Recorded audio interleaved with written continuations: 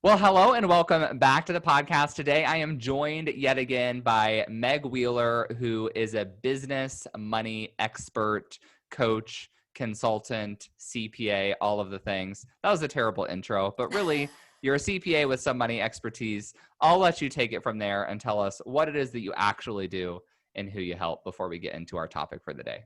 Awesome. Thank you so much for having me. That intro was not that bad. Don't worry.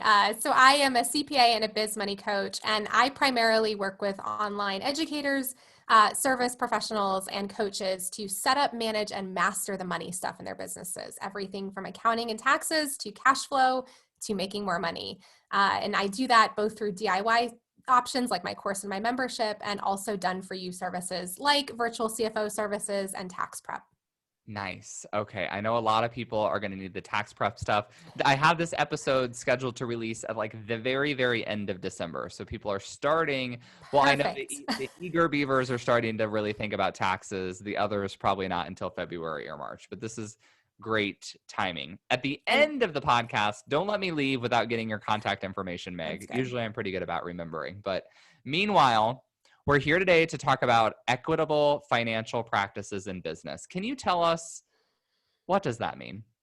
Yeah, well, look, I think a lot of us start our businesses and we look to other people in this space, whatever space we're in, to figure out how we should price our services, how we should market our offers, how we should hire people. And in reality, a lot of those methods that we observe and that we're taught are really not equitable. And so what do we mean by equitable? Well, and why does this matter?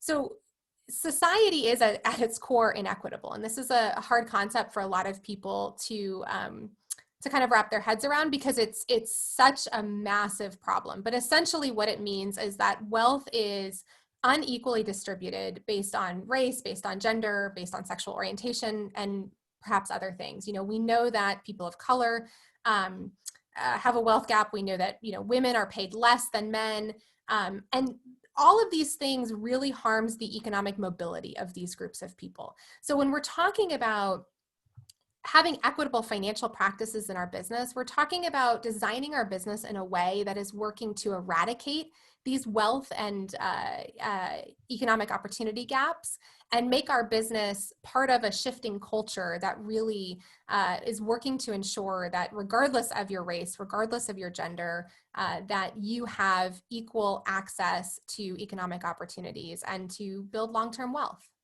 Beautiful. Okay. I'm very excited to have you here to lead this discussion. I've been talking about these concepts like a little bit on the podcast. Frankly, whenever I do it, I always feel like I get very uncomfortable and awkward, which is Yeah. probably natural, I would assume. I'm gonna Yes. assume for some other people. But Yep. if you're listening and you feel the same way, know that it's not just you. You can go back and listen to the episode that I released on Christmas Eve. I talked about my top lessons learned in 2020. And I talked about really what I learned and took away from the Black Lives Matter movement. Yeah. It felt very awkward, very uncomfortable, but these are necessary conversations. So I'm happy to have you here. So what are some ways so first of all, I think people have to make a conscious choice or a conscious decision that they want to have equitable financial practices in their Yes. business. And if someone's listening and they're on the fence, I guess, do you feel like you need to pitch to them why this is important, or do you feel like it's something that people are either just going to care about or they're not going to care about? Well, I do feel like I need to pitch, but it's not because, you know, it's not because people need to be convinced or because people are bad and we want to make them good or anything like that. I think it's because, again, when we start our businesses, there's so much to focus on.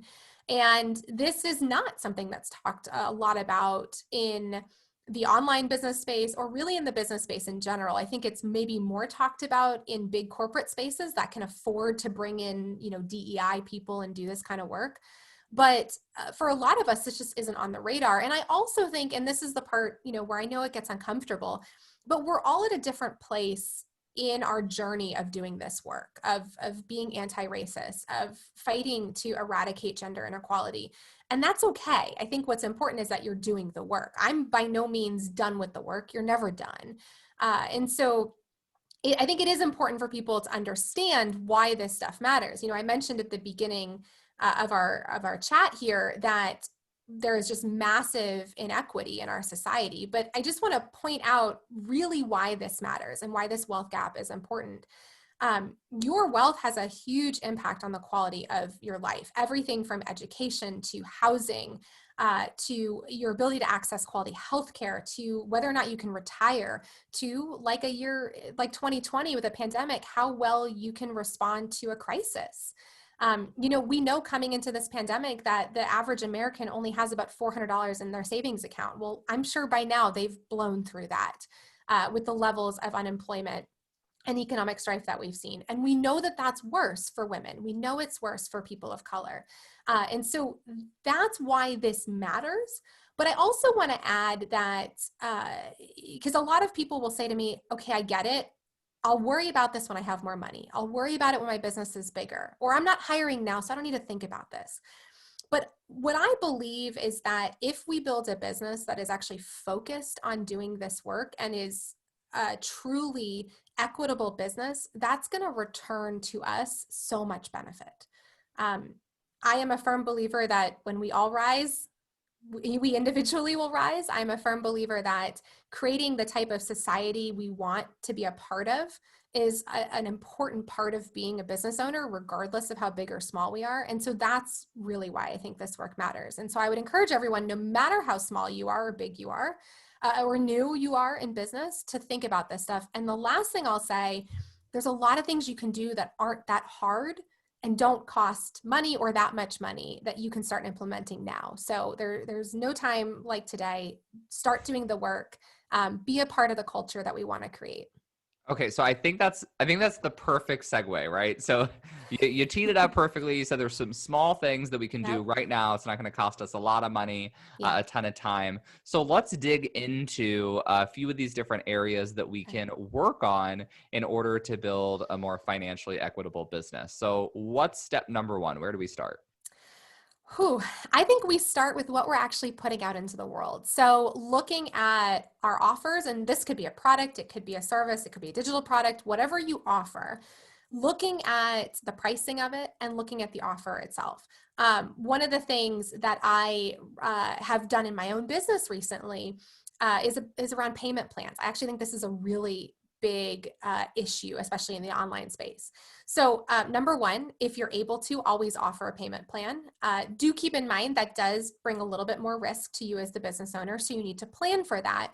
But this is important because punishing somebody for not being able to pay up front is ultimately harming the groups that are most harmed by this inequality.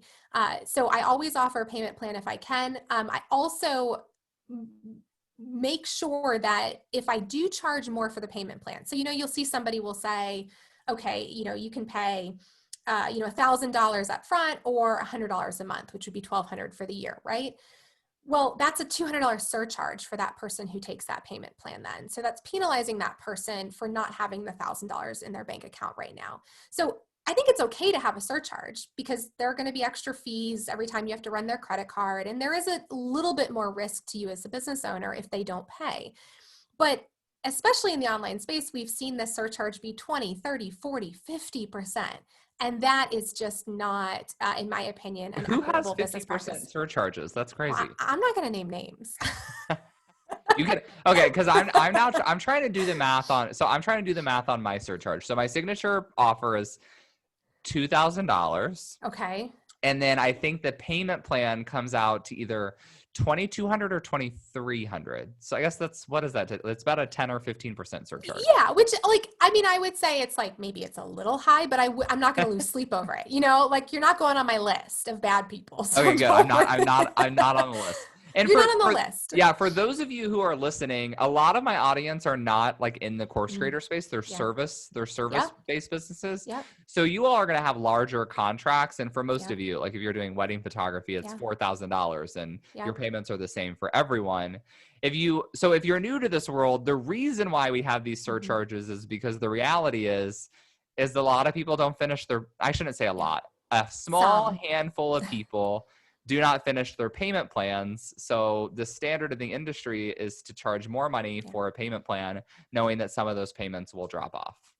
And I don't just that you're right that that's the reason, but I honestly think that's been used as an excuse, and that For people to make more money. exactly, and that surcharge is going up and up and up and up. Because I mean, I can tell you, knock on wood, between my course and my membership, over I don't even know how many, in the hundreds of people, I've had one person ever completely ghost me. One out of hundreds. And I know that is a really good rate, but I mean, it's not that crazy for most people. So I think that that's become an excuse. The other thing I'll say, even for service providers, even if you don't necessarily have, an online product like what we're talking about, you can still think about this too. I'm thinking back to, well, I got married a long time ago, but thinking back to my wedding, can you build in a process to make it more of a payment plan style? Can you make something more accessible to somebody? Again, not at your cost. I'm not asking you to discount your prices or anything like that. But can you think about how to make it more accessible to people who don't necessarily have all those funds up front? So maybe your deposit is lower, but you do more of them at the beginning,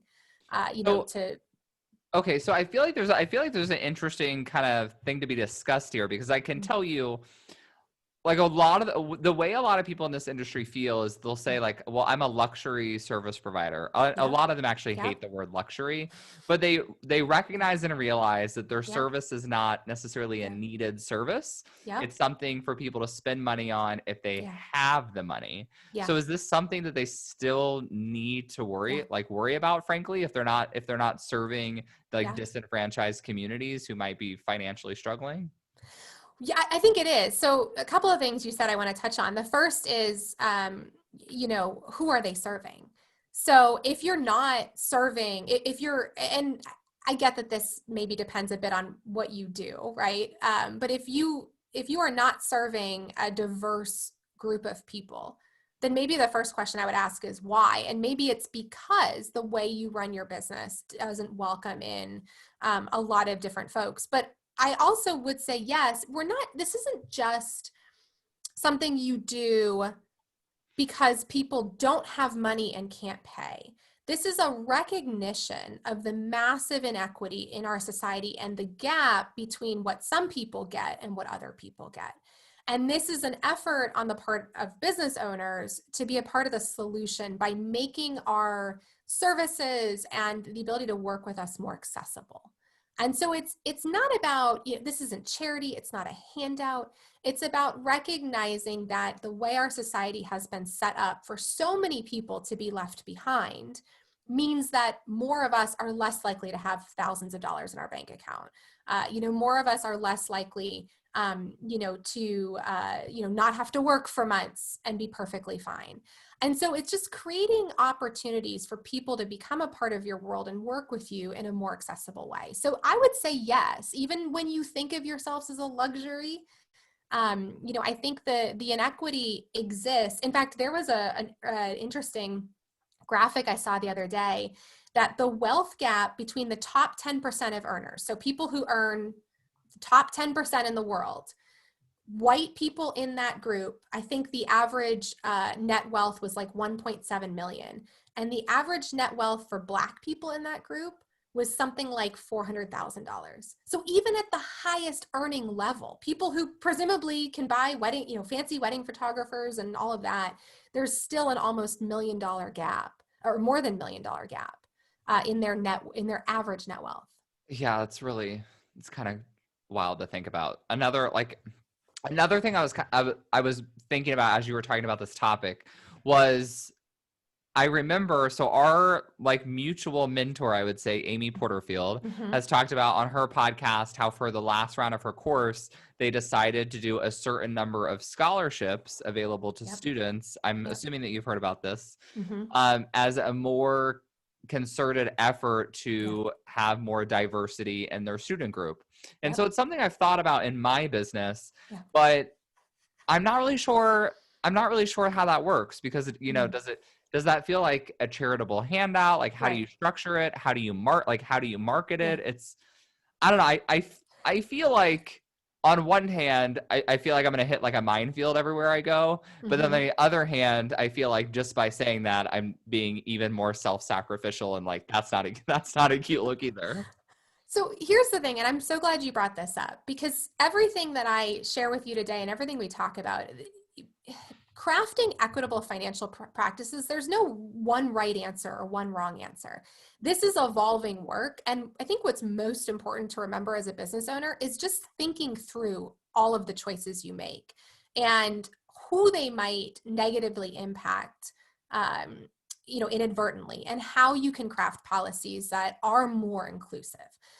So along the lines of the scholarship, it's funny you mentioned that, because in the wake of everything that went on this year with Black Lives Matter, I actually did open up my course, and I initially said I will, gift my course to Black business owners. And I think I said maybe 5 people.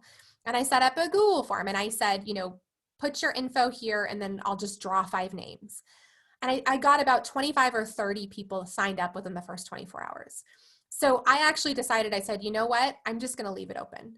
And I gave free access to every single person who signed up. And that 30 people represents, almost $20,000 of revenue had I sold them my course. And someone around that time brought up this idea or this concern about, well, is that right? Is it charity? Is that doing the right thing? And the way I structured it is I made it very clear. I said, look, this is not charity.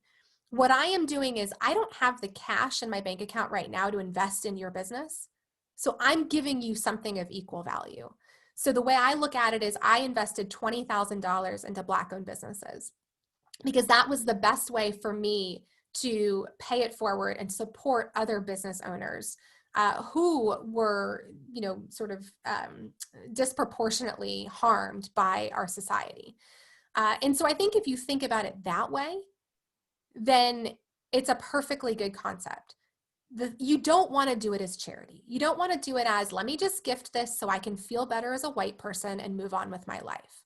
And so for me, it became part of my business structure, and I haven't completely decided how I'm going to do it moving forward.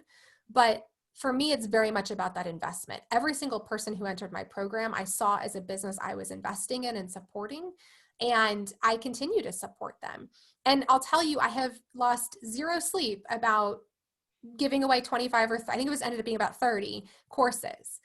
Because again, it goes back to this idea of when we all rise, I will rise. That I know if I support 30 businesses that become incredible, awesome businesses, that just makes our entire world better. And that's going to help me too. Yeah, I think the follow-up question I had on this actually leads perfectly into the next topic. So we're going to talk about marketing, right? Oh, yes. Okay. And the way I've kind of thought about this myself and trying to work on my own business is I had to ask myself, like back in June, this was the internal monologue I was having over and over again. Is it a monologue? If you're talking to yourself, I'll call it an internal dialogue. But I was like, why is it that 80% of my students are like white women from Orange County? And if you're listening to this and you're a white woman from Orange County, I would love to keep you in all my programs. You don't need to go anywhere. But we are asking ourselves, we tend to attract like-minded people who come from similar backgrounds, similar everything. Mm-hmm. And then I made a concerted effort to meet Black-owned business owners, other entrepreneurs of entrepreneurs of color that were out there doing good work, and then trying to establish JV relationships with those people, joint venture relationships with these individuals, so that I could start market to broader audiences in order to get a more diverse range of students in my programs and members in my Facebook group. And I thought that was an interesting way to approach it. And I try not to make everything super data driven because that feels very cold, right? But I've done a couple of joint venture webinars to Black business owners audiences. And I had drastically lower conversion rates than what I would normally expect. And this really got me thinking, and it made me realize it's like, there's something about the way I present myself that probably just resonates less with certain groups of individuals. And that I thought was something interesting to think about as well. It just got a lot of wheels churning in my head. Yeah, it is interesting. And I want to point out something you said, and I promise I'm not picking on you because I've done It's this okay. You too. you can you can better pick on me than All other right. people who All aren't me. right. Which is you talked about, okay, I noticed my audience was really white. So I went out, I'm paraphrasing here. I went out and I found some Black business owners and I decided to partner with them so that I could bring in more Black people into my business and make more money from them. So basically what I heard was white guy wants more Black dollars. Yes, And that that does not sound good. well, we've all done that, right? We all do that. That's because we don't know any differently. And so the way I think about it is I flip it on its head and I say, how can I be a more supportive business owner to Black businesses? And so instead of going in there with the intention of bringing their people to me, it's how can I bring what I offer, what I provide, my value to them? And it's a minor mindset switch. It doesn't even necessarily mean doing anything differently per se, but I think the way you speak to somebody, the way you teach really changes depending on what that mindset is. And if you're going in there to serve, then I think that's a very different presentation than if you're going in there to sell. Well, yeah, And and I think that was a lot of the nexus for mm, wanting to be more conscious in all of this as well, right, is that I think that I do provide a really good value. yeah, I think that I'm providing a service that people need, and I'm thinking to myself, not just myself, but all of us, we have a mm-hmm. tendency to insulate ourselves with like-minded people. Yes, So I had mm-hmm. my friend Crystal on on my old podcast a long time ago, and she's now doing diversity, equity, and Mm, inclusion training for nice, other businesses. I'll put yeah, some of her contact information in our show notes.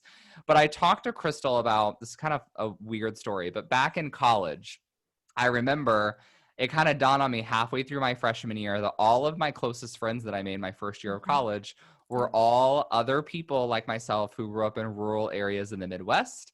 And then I had a friend who was kind of an adjacent friend, and he was from New York City, and he hung out with all people from the East Coast. And then there are, you could just kind of see this. It's like people yeah, form their own cliques. yeah, And I think that we do the same thing in entrepreneurship. yes, So my kind of thought process was, well, how do we start to bridge these gaps? mm-hmm. And for me, like the easiest way to do that was to build connection with other people Yeah. who have audiences like mine, but a more diverse makeup than my audience, and vice versa. Yeah, and I think that's absolutely right. But I also think there's a sense of, and I never want to speak for any for Black people in our community, but I can share that I've seen in a lot of comments and a lot of conversations I've personally had where there's a sense of, oh, the white people are coming in now to to diversify their businesses. We've been here this whole time. This is what Black people are saying. We've been here this whole time. Where have they been? And so for me, the way I've had a fairly diverse sphere of influence the last few years. I try to learn from people of all different backgrounds, and my Instagram feed is pretty diverse, which is great. But the way I feel like we can show up is to like their stuff, to comment on their stuff, to engage, to support them in a way that isn't buy from me. And I think that's the difference. And that's not to say it can't lead to a JV relationship down the road. Of course it can. And that's the goal. That would be ideal, right? I shouldn't say that's the goal, but that would be ideal. But I think right now it's really more about just expanding your circle and bringing Yeah. in more voices that you're learning from and you're engaging with, not to sell, but to learn from and to provide value to serve. Yeah, I think that was the approach. Like that was the approach I started. Like I tried to start with, like back in June, because if you remember, everyone was kind of talking about like, Yeah. do I post the black square, use the Right. black hat? Like you had to be vocal and show your support. But on the other Mm-hmm. hand, it's like I don't want to Yeah. take up all Right. of the time, like all of the airtime Yeah. from other people who've already been doing this Yeah. work for a while and frankly have a lot more insightful Yeah. things than I have to Right. say. And that also, like, on the same similar topic, like I wasn't going to bring this up, but I will because we're already here. Before we hit record on the podcast, Mm-hmm. I was like, honestly, do people want to listen to two white people talk about Right. diversity Right. and inclusion? So that's a thought that crossed my mind. Yeah. but then I'm having my internal monologue again, right? And Yeah. I'm reflecting back to, I had a lot of Black entrepreneurial friends who were saying at the Yeah. time, you can't ask us to educate you every time you have a Exactly. question. So I'm like, on Well, one hand, this conversation feels awkward, but on the other yeah. hand, it feels necessary and needed as well. It is. And the other thing I want to say too, and one of the reasons why I'm willing to have this conversation is because talking about equitable financial practices isn't just talking about race. Gender is a big aspect of this as well. I mean, we know that there's a massive gender wealth gap. So I by no means am trying to divert attention away from the race conversation, because that's a really important conversation, and there are really great voices doing that work in that space right now that I highly recommend. Rachel Rogers comes to mind, Trudy LeBron comes to mind, that are Erica Corday comes to mind, that are doing that work. Follow them, listen to them, pay them your money, for their resources and their services. But this is almost broader than that. And this is, yes, I think the conversation is timely out of the Black Lives Matter stuff this year, but this is also a conversation that should exist in any year, in any space. Right. And shouldn't just be limited to race, because there are, again, we see this with gender, we see this with sexual orientation, we see this with disability.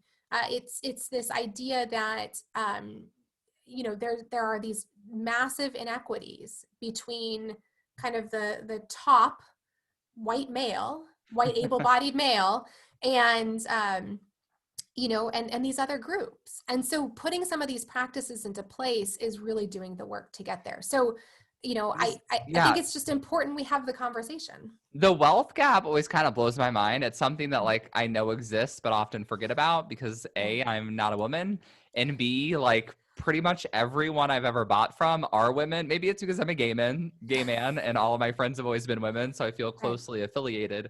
Mm-hmm. But it is, it's like, I want to say that it's hard to believe that that's a thing, but like also I know the bullshit that like goes on out there, so then I guess it really shouldn't be hard to believe that that's still a thing. It is still a thing, but the other thing to think about too is, okay, so how do you generate wealth? Well, one of the biggest ways that white men have generated wealth is through generational wealth, right? So, buying property, having inheritances passed along. When you think about Black people, or you think about women, women couldn't have their own credit cards until the 70s, couldn't get mortgages in their own name. So, and certainly the same with Black people, and even worse. Think about redlining, where they were denied mortgages if they were purchasing in a predominantly Black neighborhood. Or even, the other thing, I always think about is go back to the 30s with the war and the New Deal, and the government built all these housing developments, but they were only for white people. So, yeah, I guess like as you're mentioning these topics, I guess now I'm kind of thinking about there's a difference between the wealth gap and and pay gap. So I was initially thinking about the pay gap. So that's women, they say women make on average 70 cents to the dollar of a man. That's more of a pay gap. Whereas the wealth gap goes much farther beyond that. Yes, it does. The pay gap's a piece of perpetuating the wealth gap, but it's one piece of it. There's so much more, and that's why when you really think about how long this has been going on, and the fact that generation after generation after generation of women, of people of color, have been left behind. Well, they haven't had that ability to generate that wealth that other people have. Yeah, I'm curious when it comes to a pay gap in particular. Very easy to see that in corporate because there's probably data, right? Yeah. But is there a pay gap in entrepreneurship? Yes. There is. Okay, so talk to us a little bit about that, because I think there is. That I think is fascinating. If you own your own your own business, are women, I would assume that women are on average undercharging in comparison to men, and it might come from that, but you tell me. Yeah, no, I think that's absolutely right. And look, I actually don't know of any massively comprehensive study that has done this, but I will bet you my life that if they do, it'll prove that the answer is yes. And there's a few reasons for it. So number one is that women do tend to charge less. There's a lot that plays into that. A lot of that is sort of this kind of patriarchal society that has knocked into us that, we're not as good. This whole imposter syndrome piece of it. I think there's also a part of it, and this tends to come into play with fields that are more male dominated, where men may be willing to pay less for women doing the work.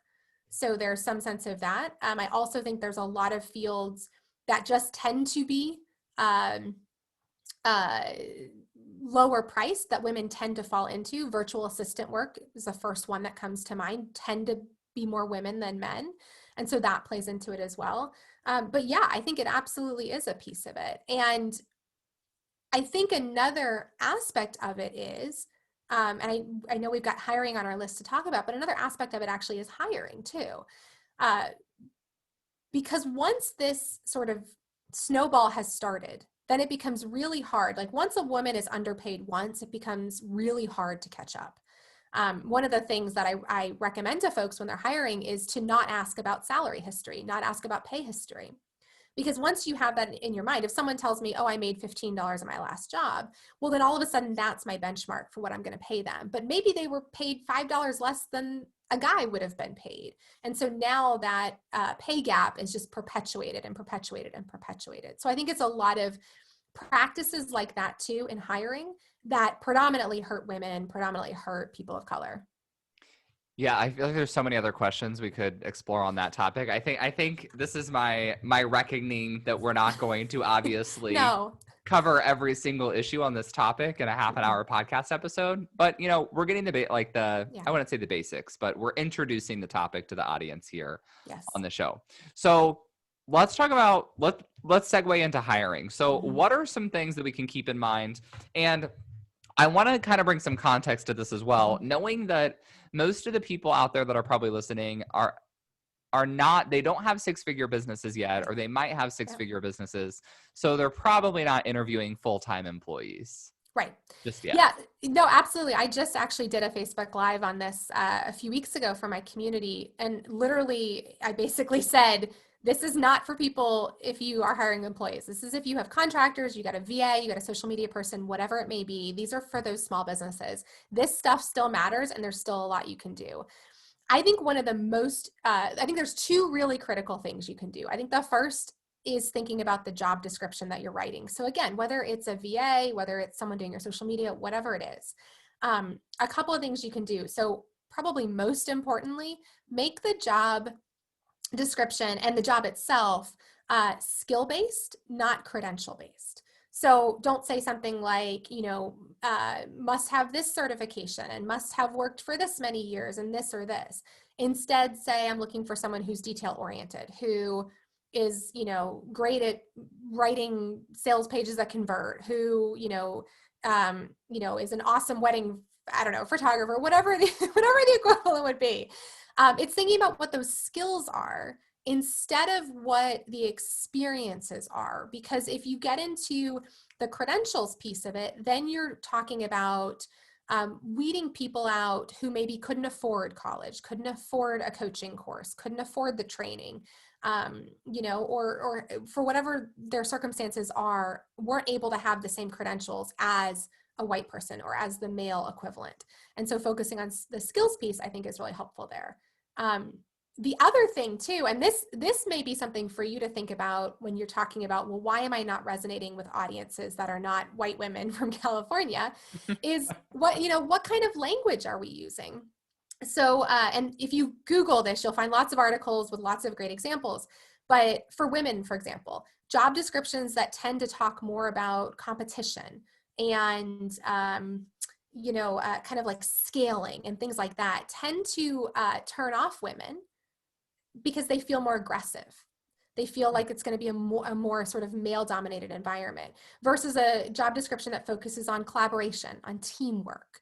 That is going to attract more women because that is a environment that feels friendlier. So things like that can be important too in how you write the job description. Yeah, I think that's super important. I know there's like so much we could look into for all of these topics. We have just a couple minutes left on the podcast. Any last minute tips that you want to share with the audience that we haven't uncovered just yet? Yeah, I mean, I would say number one, don't stress out about this stuff. Don't freak out and go, oh my goodness, this feels so heavy. I don't know where to start. I don't know what to do.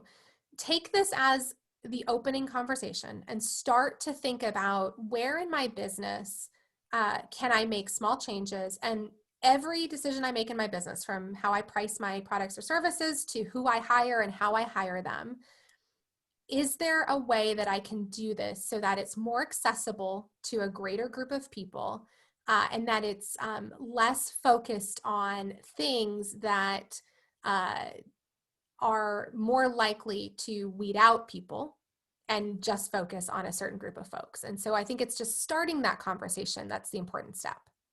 Beautiful. And do you have any other content, resources, anything like that we should send people to if they're curious on learning more about this topic? Ooh, that's a great question. Not off the top of my head. I mean, I talk about this a lot. So So just follow, follow go me. follow Meg. Yes. Follow me. So everyone, Meg is an accountant now providing tax filing Mhm. services. So I'm assuming you're not doing consulting on this topic. It's just something that you're interested in. That's why you talk about it, right?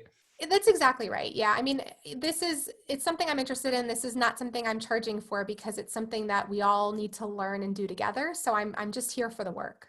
Perfect. But before we go, if Mhm. people are curious to learning more about your services, we didn't really get into your technical accounting That's okay. expertise on this episode for you to flex all of that knowledge that you have. But tax filing is just around the corner. If you need Yes. some tax prep help, Meg can help you with that. Where should people go find you, follow you, learn about your business, and do all those things? Yeah, great question. So you can follow me on Instagram, Meg K. Wheeler, and my website is megkwheeler.com. Okay, beautiful. Well, thanks so much for joining me on today's podcast episode.